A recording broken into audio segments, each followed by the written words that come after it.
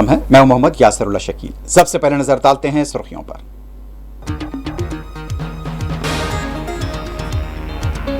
हिंदुस्तान के पास वसाइल और पैसा है, हम $2 करोड़ क्यों दें? रकमी इमदाद रोके जाने के फैसले की डोनाल्ड ट्रंप ने की मदाफियत।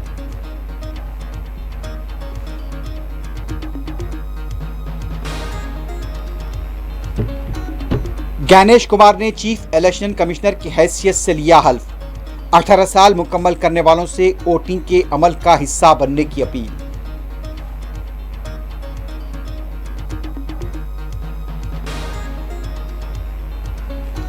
मौलवी कटमुल्ला हिंदुस्तान के मुसलमानों के नाम, अरबों से दोस्ती और गर्मजोशी से गले मिलना मुल्क की सियासत का हिस्सा।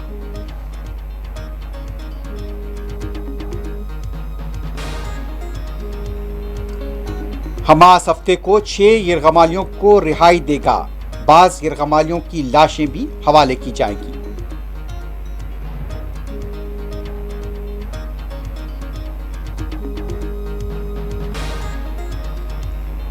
मगरिबी किनारे में यहूदी फौज के जुल्म और तशद्दुद की इंतहा, दर्जनों गिरफ्तारियां।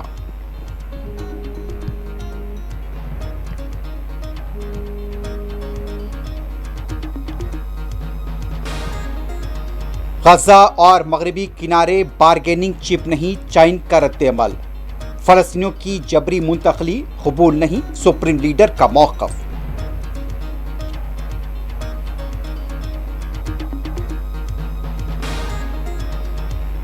यूक्रेन को रूस से जंग शुरू नहीं करनी चाहिए थी, ज़ेलेंस्की की मकबूलियत में हो रही है कमी, डोनाल्ड ट्रंप का रिमार्क।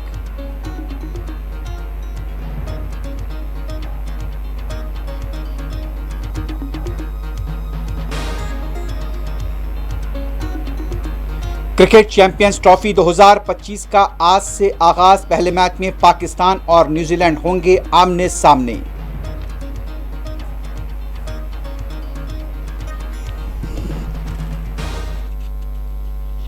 सुर्खियां आपने देखी है, बढ़ते हैं खबरों की तफसील की तरह। सबसे पहले बात करते हैं अमेरिका के सदर डोनाल्ड ट्रंप ने हिंदुस्तान में रायदही के फरोग के लिए अमेरिका की तरफ से दी जाने वाली इमदाद पर रोके जाने के फैसले की मदाफियत की है। अपने एक किताब के दौरान जिस तरह से ट्रंप का कहना था कि हिंदुस्तान का हम एहतराम करते हैं, हाल ही में हिंदुस्तान के वजीर आजम अमेरिका आए थे, लेकिन वो ये कहना चाहते हैं कि हिंदुस्तान के लिए और हिंदुस्तान में खास तौर पर वोटिंग के फरोग के लिए अमेरिका रकमी इमदाद क्यों करे। वाज़ेह है कि जिस तरह से वजीर आजम नरेंद्र मोदी अमेरिका गए और माई फ्रेंड और जिस तरह से मेरे दोस्त कहकर वहां खिताब भी किया, लेकिन जो दोस्ती रही है वो ऐसा लगता है कि आमने सामने देखने तक ही महदूद रही। जैसा कि एक शेर था कि यहाँ पर जिस तरह अक्सर कहा जाता है कि सबसे जिस तरह से गले मिले जाते हैं, हाथ मिलाए जाते हैं, तुम तकल्लुफ को भी इखलास समझते हो फराज, दोस्त होता नहीं हर हाथ मिलाने वाला। और यहाँ पर अब ट्रंप की तरफ से मदाफत की गई है कि हिंदुस्तान को जो वोटिंग के फरोग के लिए, रायदही के फरोग के लिए इमदाद दी जाती थी वो रोकी गई है।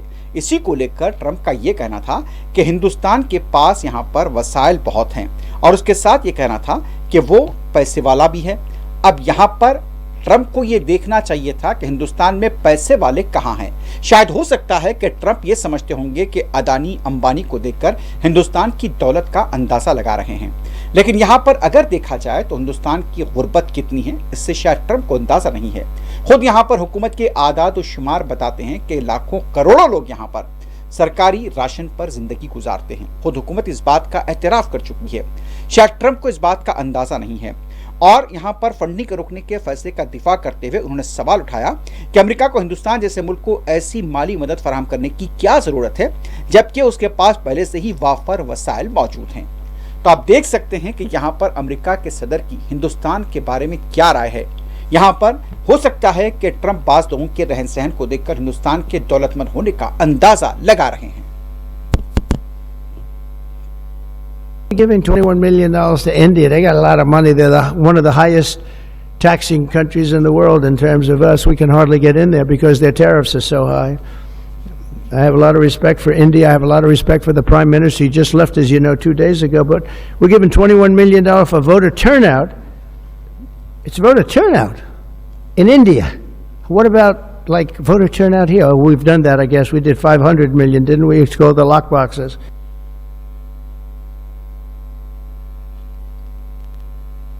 गणेश कुमार ने चीफ इलेक्शन कमिश्नर की हैसियत से अपने ओहदे का जायजा हासिल कर लिया है और जिस तरह से बताया जाता है कि वो यहाँ पर अब तक की जो इत्तलात मिल रही हैं कि अपने जायजा हासिल करने के बाद अमले से भी मुलाकात की है और इस सिलसिले में डॉक्टर सुखबीर सिंह संधू जो कि इलेक्शन कमिश्नर हैं उन्होंने chief election commissioner Ganesh Kumar का ऑफिस में इस्तकबाल किया।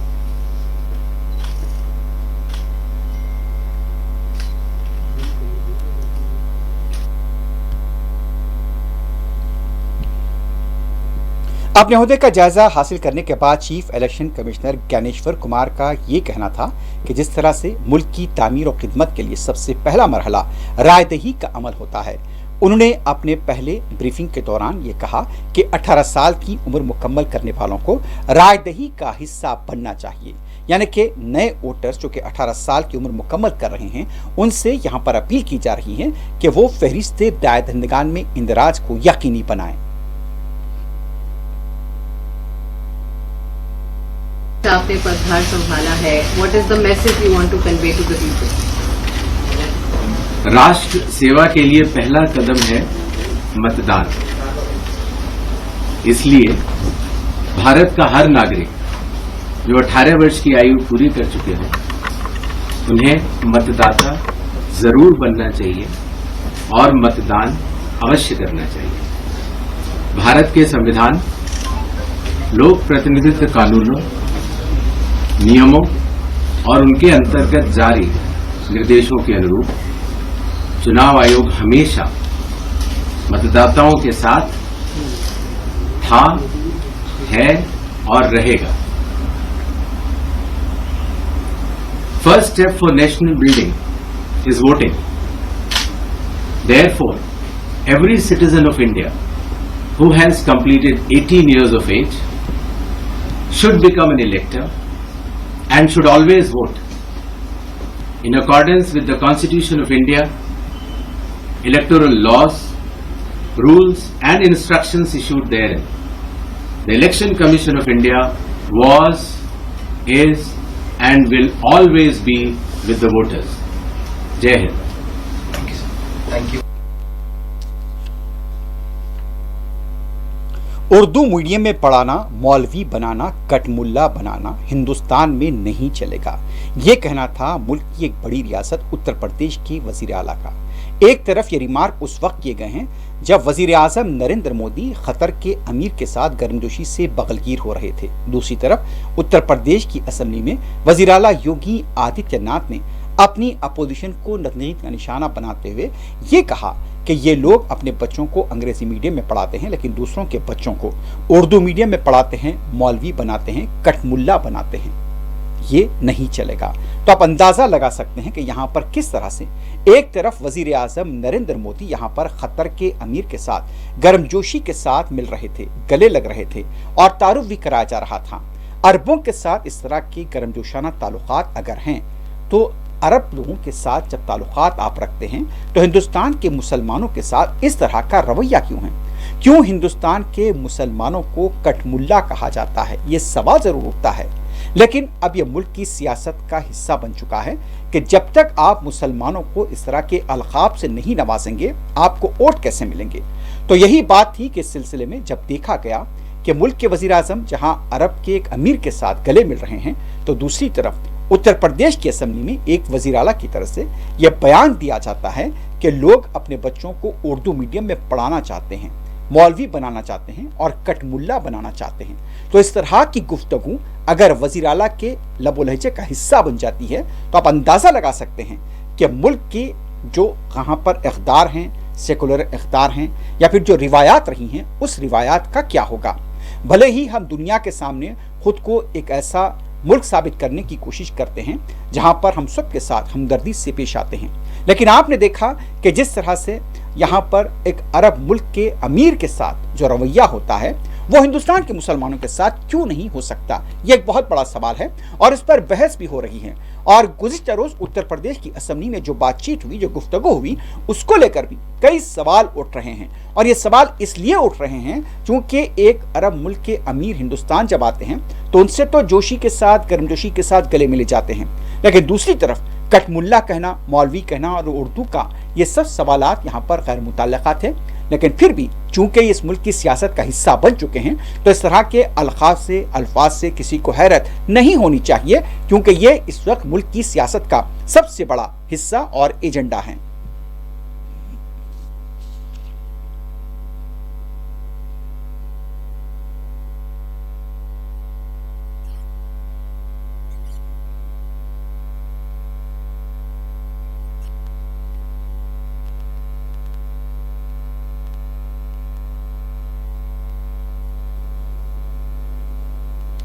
केरला के एक स्टेडियम में बताया जाता है कि फुटबॉल के मैच के दौरान आग लगने का वाकया पेश आया है। 30 से ज्यादा लोग इसमें जख्मी हो गए हैं। ताहम बाद में आग पर काबू पा लिया गया। बताया जाता है कि मल्लापुरम में पीर के दिन ये वाकया पेश आया और फुटबॉल ग्राउंड के पास यहाँ पर आतिशबाजी की जा रही थी, उस दौरान आग लग गई। फौरी तौर पर जो लोग जख्मी हुए थे उन्हें मुकामी हॉस्पिटल मुंतकिल किया गया, जिनमें से 2 की हालत नाजुक बताई जा रही है।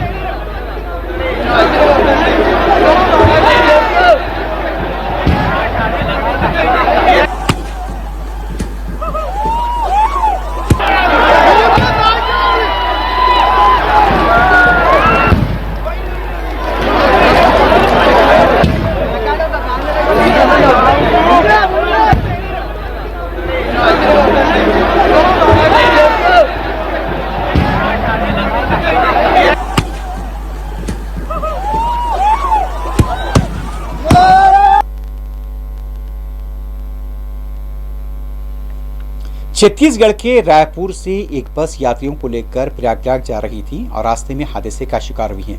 बताया जाता है कि बस और ट्रक का यहां पर तसादम हुआ है। यहां पर मुतादिद लोगों के जख्मी होने की इत्तला मिली है, जबकि एक शख्स हलाक हो गया है। जख्मियों को करीबी हॉस्पिटल मुंतकिल कर दिया गया है। बताया जाता है कि यहाँ पर मध्य प्रदेश और छत्तीसगढ़ के सरहदी इलाके में यह हादसा हुआ है। बचाव राहत कार्य के काम जारी हैं।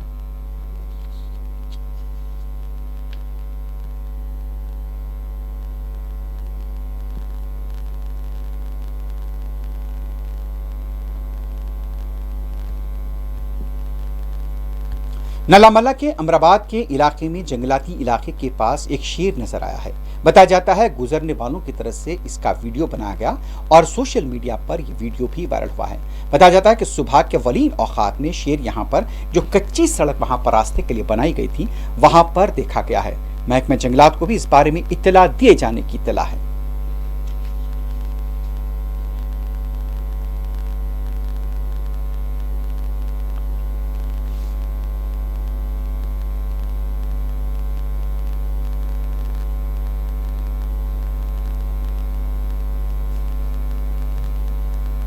हैदराबाद के कुशाईगुड़ा के बस डिपो में 2 आरटीसी की बसों में आग लगने का वाकया पेश आया। रात के औकात में चूंकि बसें डिपो में पार्क की हुई थी, आग लगने की वजह से कोई जानी नुकसान नहीं हुआ। बताया जाता है कि अचानक 2 बसों में आग लग गई और फिर फायर ब्रिगेड के अमले को इत्तला दी गई। काफी मशक्कत के बाद दोनों बसों की आग को बुझाया जा सका। किसी भी तरह का जानी नुकसान नहीं हुआ है। ताहम आग लगने की वजह का अभी तक भी पता नहीं चल पाया है।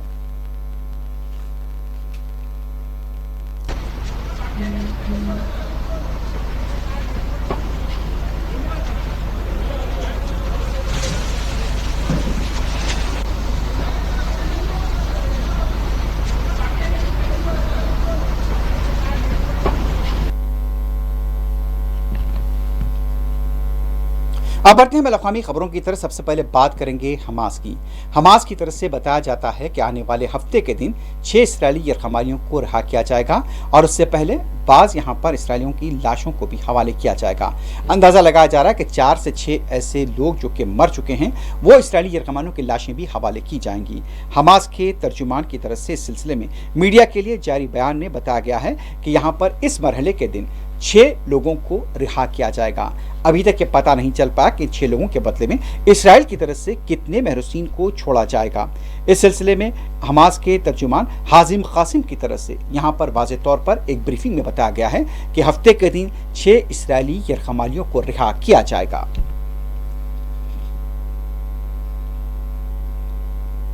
This deal will not serve the Palestinian cause at all, but will serve the Zionist narrative. This kind of दूसरी तरफ मगरबी किनारे में यहूदी फौज की तशद्दुद और जुल्म की इंतहा हो रही। बताया जाता है कि 24 घंटों के दौरान नेबलस और हेब्रोन के अलावा दूसरे कई इलाकों में यहूदी फौज ने क्रैकडाउन किया है। अंदाजा लगाया जा रहा है कि नूर शम्स कैंप के पास भी यहाँ पर 80 साल खातून को उसके बच्चे के साथ घर से बाहर कर दिया गया। दूसरे इलाकों से खबर मिल रही है कि कई मुकामात पर यहूदी फौज ने घरों में दाखिल होकर फलस्तीनियों की गिरफ्तारियां अंजाम दी हैं। हेब्रोन, नेबलस के मुख्तलिफ इलाकों से भी गिरफ्तारियों की इत्तला मिल रही है।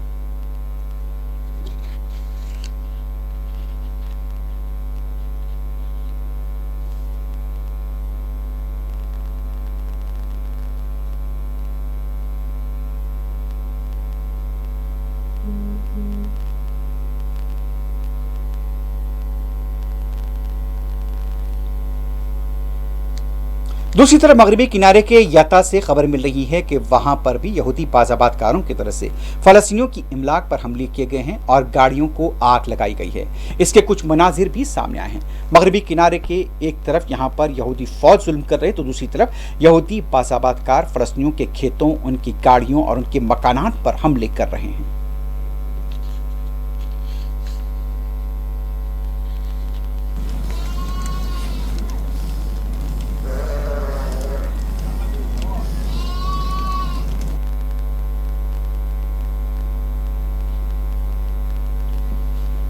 यहूदी फौज की तरफ से गाजा में गैर मामूली तबाही की गई है। तकरीबन 60 से 80% के दरमियान का इलाका तबाह बर्बाद हुआ है।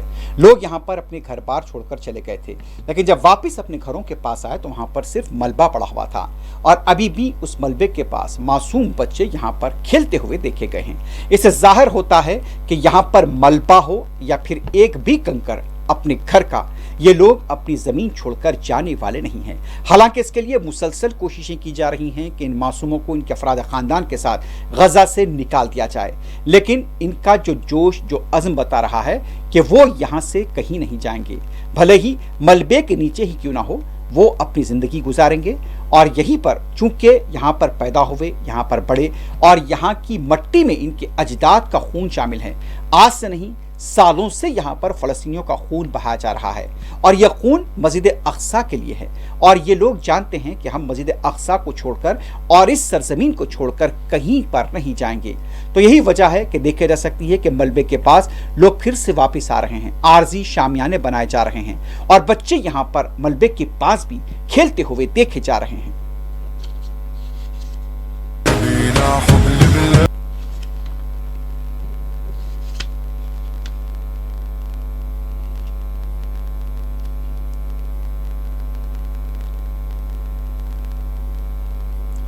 जापान में फलस्तीनियों की हिमायत में मुजाहरा किया गया है। इसराइली जारियत को लेकर बड़े पैमाने पर मुजाहरा हुआ और जापान के मुकामी लोगों का कहना था कि यहाँ पर फलस्तीनियों के खिलाफ जुल्म को बंद किया जाए।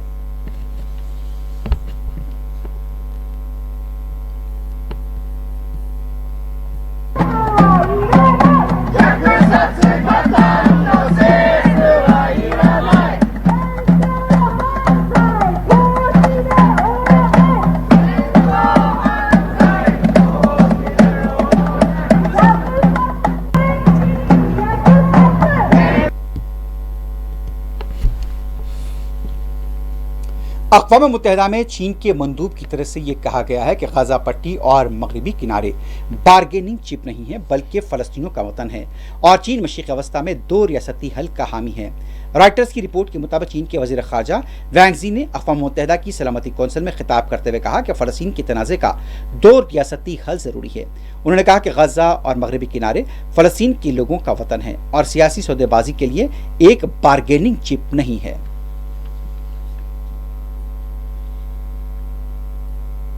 依然紧张脆弱，加沙和约旦河西岸都是巴勒斯坦人民的家园，不是政治交易的筹码。8人之8是加沙战后治理必须遵循的重要原则，要坚持两国方案，推动巴勒斯坦问题得到全面、公正、持久。 दूसरी तरफ ईरान के सुप्रीम लीडर आयतुल्लाह अली खामनाई का यह कहना था कि हम फ़लस्तीनियों की जबरी मुंतकली को मुस्तरद करते हैं और ये अमल काबिल कबूल नहीं। अपने बयान में उन्होंने गजा से फ़लस्तीनियों की जौहरी बेदखली के अमरीकी और इसराइली मंसूबे को बेवकूफ़ाना करार दिया।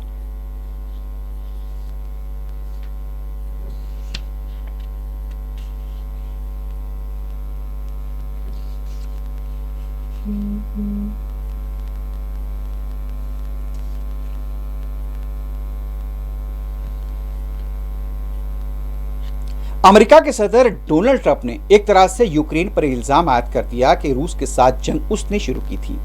एक ब्रीफिंग के दौरान ट्रंप का यह कहना था कि यूक्रेन को यहां पर रूस के साथ जंग नहीं करनी चाहिए थी। ट्रंप ने कहा कि यूक्रेन पर अच्छी बातचीत हुई है, इस हवाले से वो पुरएतमाद हैं। वाशिंगटन में मीडिया से बात करते हुए उन्होंने कहा कि यूक्रेन काफी अरसे पहले समझौता कर सकता था। हम यूक्रेन में कोई फौजी नहीं भेज रहे हैं। अगर यूरोप यूक्रेन में इस मसले अपने दस्ते रखना चाहता है तो अच्छी बात है। ट्रंप का यह भी कहना था कि यूक्रेन के सदर व्लादिमीर ज़ेलेंस्की अपनी मकबूलियत मुसलसल खोते जा रहे हैं। The power to end this war, and I think it's going very well. But today I heard, oh, we weren't invited. Well, you've been there for 3 years. You should have ended it 3 years. You should have never started it. You could have made a deal. I could have made a deal for Ukraine. दूसरी तरफ रूस के वज़ीर ख़ारजा Sergei Lavrov का यह कहना था कि हम सऊदी अरब के शुक्रगुजार हैं कि जिनकी वजह से यहाँ पर एक बातचीत के अमल का आगाज हुआ है। उनका यह भी कहना था कि अमेरिका रूस बातचीत मुमकिन बनाने के लिए सऊदी अरब के शुक्रगुजार हैं। उन्होंने कहा कि बातचीत रियाज में मुफीद रही, दोनों तरफ से एक दूसरे की बातों को सुना गया।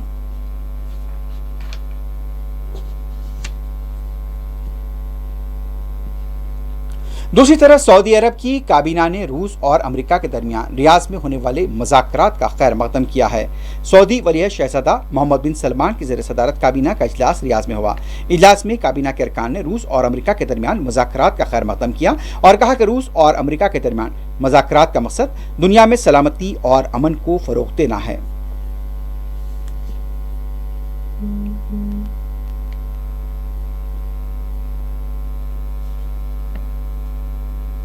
क्रिकेट चैंपियंस ट्रॉफी 2025 का आज से कराची में आगाज होने जा रहा है। पाकिस्तान में आज यहां पर यह मैच होने वाला है और पाकिस्तान न्यूजीलैंड इसमें आमने सामने होंगे। पाकिस्तान के सदर इस तकरीब के मेहमान खुसूसी होंगे। हिंदुस्तान अपना पहला मैच कल बांग्लादेश के साथ खेलेगा। हिंदुस्तान के मैचेस बताया जा रहा है कि दुबई में होंगे और पाकिस्तान के मैचेस यहां पर खासतौर पर पाकिस्तान में होंगे। तो चैंपियंस ट्रॉफी यहां पर इसलिए भी अहमियत की हामिल है कि पाकिस्तान में काफी अरसे के बाद बैनुल-अक़वामी क्रिकेट की एक बड़े कप की यहां पर वापसी हुई है और पाकिस्तान में इसको लेकर एक तरह का जोशो खरोश देखा जा रहा है। चूंकि यहां पर चैंपियंस ट्रॉफी है और चैंपियंस ट्रॉफी को लेकर गैर मामूली शायकीन क्रिकेट में जोशो खरोश देखा जा रहा है।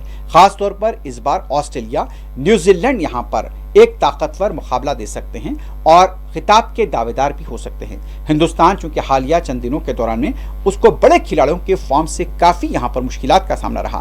खास तौर पर विराट कोहली का कुछ फॉर्म यहां पर मायूसकुन रहा। कैप्टन यहां रोहित शर्मा का भी फॉर्म को लेकर कई सवाल खड़े रहे। लेकिन अब देखना है कि यहां पर चैंपियंस ट्रॉफी में हिंदुस्तान का मुजाहरा कैसा रहेगा। तो आज का पहला मैच रहेगा पाकिस्तान और न्यूजीलैंड के दरमियान, कराची में खेला जाएगा।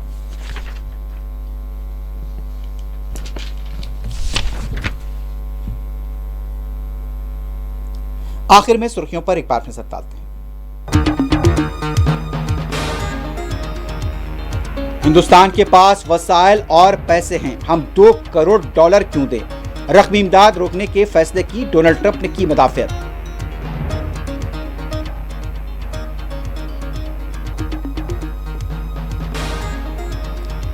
गणेश कुमार ने चीफ इलेक्शन कमिश्नर की हैसियत से लिया हल्फ। 18 साल मुकम्मल करने वालों पर वोटिंग के अमल का हिस्सा लेने की अपील।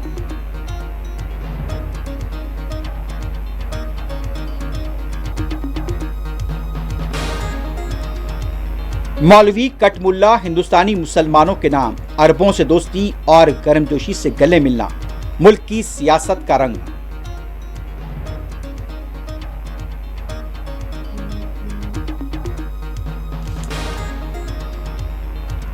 हमास हफ्ते को 6 यरगमालियों को एक साथ रिहा करेगा। बाज यरगमालियों की लाशें भी हवाले की जाएंगी।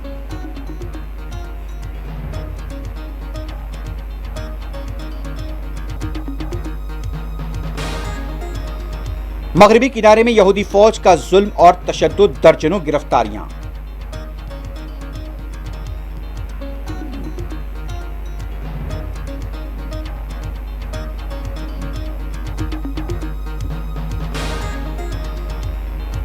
गजा और मगरबी किनारा बारगेनिंग चिप नहीं, चीन का रद्द-ए-अमल।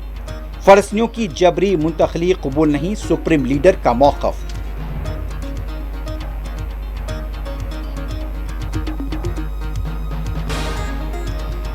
यूक्रेन को रूस से जंग शुरू नहीं करनी चाहिए थी। ज़ेलेंस्की की मकबूलियत में गैर मामूली कमी, डोनाल्ड ट्रंप का एहसास।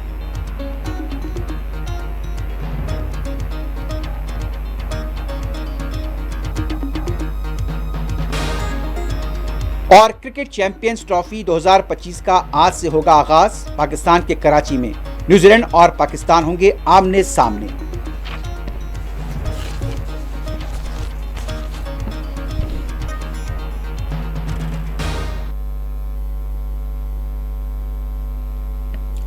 इसी के साथ ही न्यूज़ फर्स्ट अख्ताम को पहुंचती है। अल्लाह हाफ़िज़।